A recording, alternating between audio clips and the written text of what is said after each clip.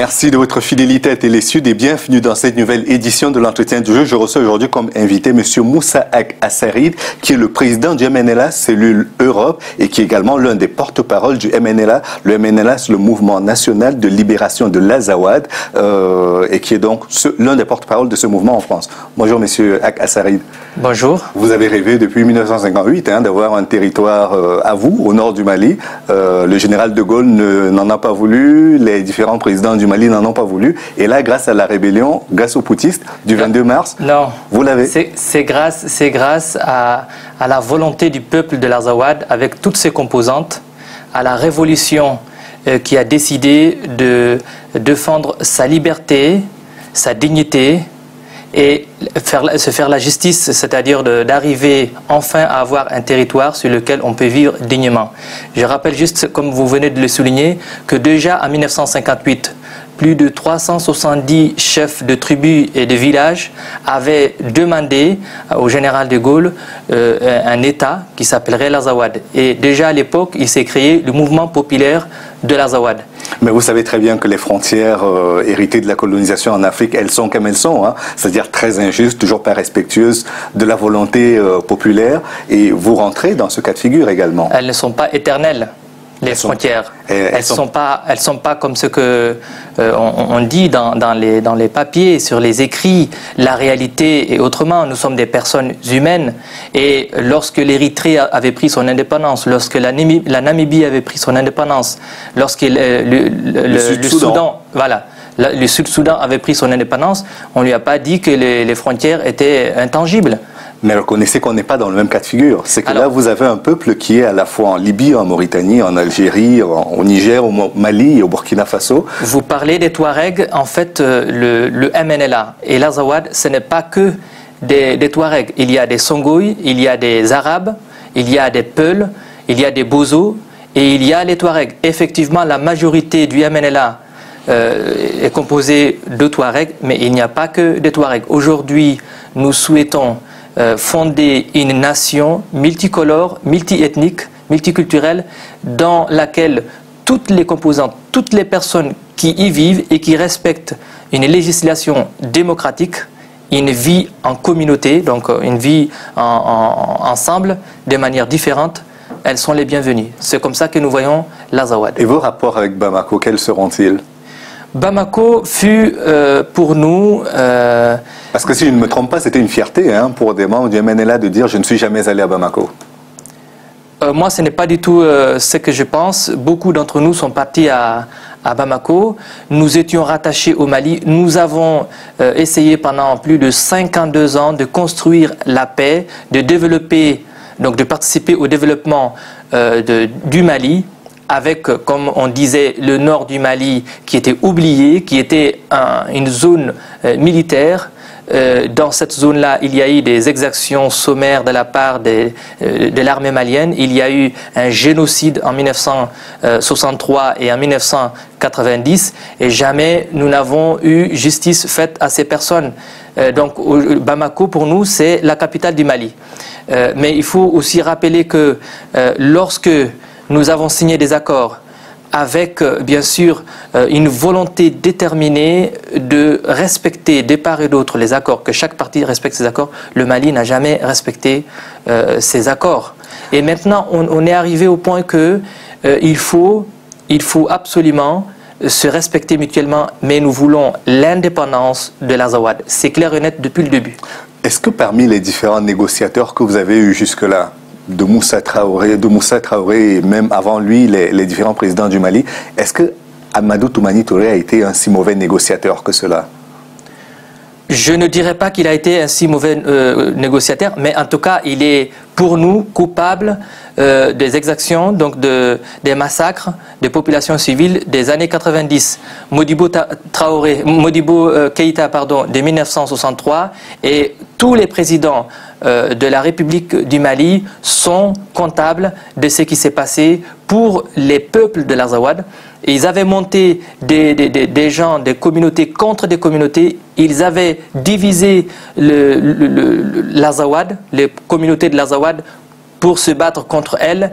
Et là, aujourd'hui, on arrive à bout. Nous avons été contraints, obligés de prendre les armes pour défendre notre territoire. Mais reconnaissez aussi que c'est grâce à la fois à ce putsch du 22 mars et en grande partie grâce à la situation en Libye, à la suite de la chute de Kadhafi, que vous arrivez à obtenir le contrôle du territoire du Nord. Absolument pas, absolument pas. Ça, c'est ce qu'on appelle ce qui émerge de l'iceberg. En fait, ce sont des militaires qui ont été vaincus sur le terrain de combat et qui sont partis faire un putsch.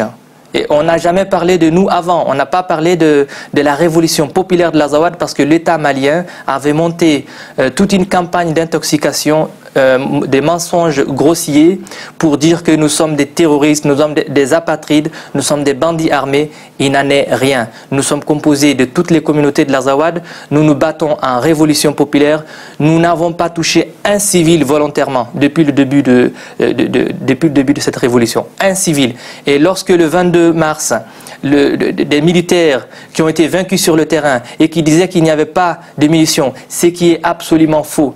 Ils ont renversé Amadou Toumani Touré.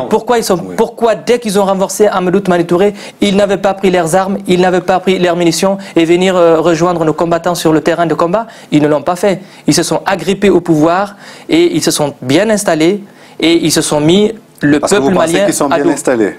Enfin, c'est eux qui pensent être bien installés.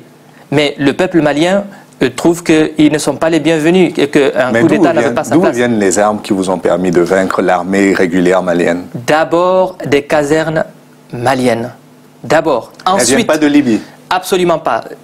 Je ne dis pas que toutes les armes du MNLA ne viennent pas. Une partie effectivement vient de la Libye. Mais 80%, voire 90% des armes que nous avons utilisées pour l'indépendance de l'Azawad viennent des casernes militaires du Mali. La grosse partie, je vais dire le gros armement, comme les missiles aériens, effectivement, sont arrivés de la Libye. Mais lorsque nous sommes arrivés, enfin, lorsque nos combattants sont arrivés, certains sont arrivés de la Libye, ils se sont installés sur le territoire. Mais reconnaissez que c'est le seul pays qui vous a accepté l'entrée sur son territoire avec des armes. Partout ailleurs, les frontières étaient fermées. Ah non, le Mali n'a pas de frontières avec la Libye. Il faut passer soit par l'Algérie, soit par le Niger. Ce que je veux dire, c'est qu'aujourd'hui, il était impossible de rentrer au Burkina Faso ou dans n'importe quel autre pays sur la liste des 6 que je vous ai annoncés avec des armes. Les gens qui sont arrivés de la Libye, ils sont passés soit par l'Algérie, soit par le Niger. Et lorsqu'ils sont arrivés, ils n'ont pas commencé tout de suite à tuer tout ce qui est devant eux. Non, ils se sont installés, ils ont commencé à négocier, à vouloir négocier. On ne les a jamais entendus. Et le président ATT a négocié, puisqu'il a remis 50 millions, je crois, de francs CFA à ceux qui revenaient de Libye. Ça aussi, c'est pareil, c'est un mensonge grossier. Il avait demandé à ce que chaque colonel vienne le voir. Et une fois que le colonel vient le voir, il allait lui remettre ce qu'il avait à lui remettre. Pourquoi il n'a pas vu le MNLA dans sa composante globale? Pourquoi il n'a pas voulu traiter le sujet de manière profonde, de manière durable? Peut-être aussi parce qu'il y a plusieurs forces en présence. Il y a le MNLA, il y a en Sardine, il y a AQMI dans le Maghreb. Il y a tout cela qui faisait qu'on ne pouvait pas avoir un seul interlocuteur dans le nord du Mali. Non. Ça, c'est pareil. C'est la politique du Mali. En fait, il a envoyé des ministres. Il a envoyé des députés.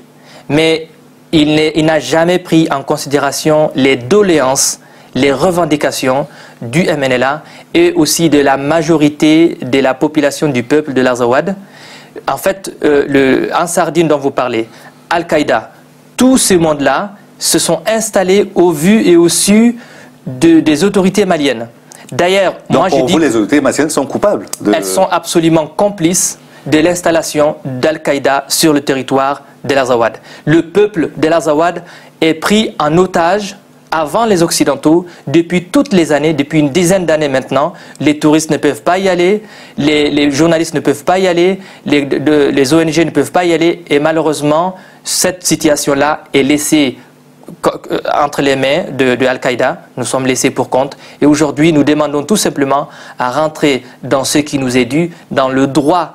Nous voulons tout simplement vivre comme tous les autres. Donc vous n'allez pas étendre votre conquête au reste du territoire malien, vous allez vous en tenir à cette partie du territoire que vous avez déjà conquise. C'est ce que nous avons dit dès le départ. Nous ne voulons pas perturber la quiétude des pays voisins, qui sont des pays frères et amis. est frère et voisin. Le Mali est un pays frère. Le Mali est un pays ami. Nous avons des parents de part et d'autre. Mais ce que nous demandons, c'est le territoire de l'Azawad, qui est composé des 3 régions de l'anciennement nord du Mali, Gao, Tombouctou, Kidal, et une petite partie de la région de Mopti, notamment Douanza, Hambouri. D'accord. Donc aujourd'hui, si les interlocuteurs de la CEDEAO qui sont là, ceux de l'Union africaine, qui ne manqueront pas de vous solliciter probablement, ou que vous ne manquerez pas de solliciter puisque vous voulez une reconnaissance, s'ils viennent et vous disent que vos réclamations sont sans objet, qu'est-ce qui arrive? Et ils vont le dire au peuple de l'Azawad. Aujourd'hui, vous estimez qu'il faudrait... Alors, oui. Ce sont des interlocuteurs. Comme tous les autres, nous sommes un pays africain et nous sommes prêts à discuter. Vous souhaitez devenir un pays pour l'instant? Nous souhaitons, oui, mais nous, dans nos têtes et dans la réalité, nous sommes déjà un pays indépendant depuis hier. Et d'ailleurs, ce que je voulais dire à la communauté internationale et surtout à l'Union africaine et à la CEDEAO, c'est que nous devons être traités comme tous les autres. Nous ne sommes pas des terroristes, nous ne sommes pas des brigands. Nous sommes pas pris d'otages? Non, absolument pas. Le MNLA n'a aucun otage. Nous avons des prisonniers de guerre que nous avons pris sur le champ de bataille. Et par rapport à la communauté économique des États de l'Afrique de l'Ouest, nous disons aussi que nous voulons leur parler, nous voulons leur dire notre version des choses. Le MNLA, pour ce que je sache, n'a jamais été entendu par ni la CEDEAO ni l'Union africaine. Et d'ailleurs, puisqu'on parle de l'aide de l'Union africaine et de la CEDEAO au Mali pour combattre le MNLA, c'est là, je trouve que c'est une aberration. D'abord les putschistes. Les putschistes, absolument. Les putschistes, ils n'ont qu'à s'expliquer avec le peuple malien. Et si jamais on revenait dans ces discussions en disant on ne vous reconnaît pas l'indépendance, le Mali doit organiser ses élections sur l'ensemble du territoire, y compris dans l'Azawad, qu'est-ce que vous faites? Vous reprenez les armes? Je ne dis pas. Pour nous aujourd'hui, nous contrôlons le territoire de l'Azawad. Nous ne faisons plus partie du Mali pour nous. Donc s'il y a des élections au Mali... Pourtant la nouvelle junte du CNRDRE dit qu'elle va discuter avec vous, qu'elle envoie des émissaires pour discuter avec vous. Si le peuple malien choisit la junte comme étant ses représentants, nous sommes prêts à discuter avec eux. Mais c'est le peuple malien, c'est avec le peuple malien que nous voulons discuter. C'est avec la communauté internationale que nous voulons discuter. Avec des garanties, avec des pays, par exemple des pays de puissance du monde, qui sont prêts à nous soutenir pour que le droit soit, et que le peuple de l'Azawad soit aussi dans son droit.